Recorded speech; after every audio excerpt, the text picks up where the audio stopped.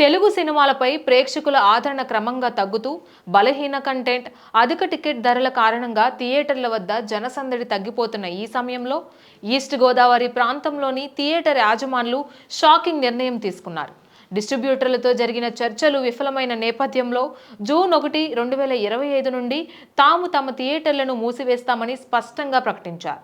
చాలా కాలంగా ఈ ఎగ్జిబిటర్లు డిస్ట్రిబ్యూటర్లతో రెవెన్యూ పద్ధతిపై సమస్యలు ఎదుర్కొంటున్నారు. వారు కోరుకుంటున్నది ఇప్పటి వరకు అమలులో ఉన్న రెంటల్ సిస్టమ్ను తొలగించి కలెక్షన్ల ఆధారంగా షేర్ చేసుకునే పర్సంటేజ్ సిస్టమ్ను ప్రవేశపెట్టాలని.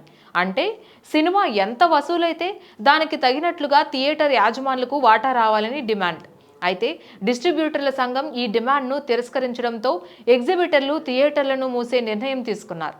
తమిళనాడు, కేరళ, కర్ణాటక వంటి రాష్ట్రాల్లో ఇప్పటికే పర్సంటేజ్ సిస్టమ్ విజయవంతంగా అమలవుతున్న నేపథ్యంలో తెలుగులో మాత్రం ఇప్పటికీ రెంటల్ బేస్ వ్యవస్థ కొనసాగుతుండడం వల్ల థియేటర్ యాజమానులు నష్టాలు పాలవుతున్నారు.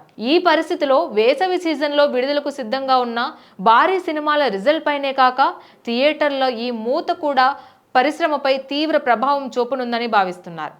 టాలీవుడ్ పెద్దలు ఈ సమస్యపై జోక్యం చేసుకొని పరిష్కారం చూపాలన్నదే ఇప్పుడు ట్రేడ్ వర్గాల ఆశ కూడా.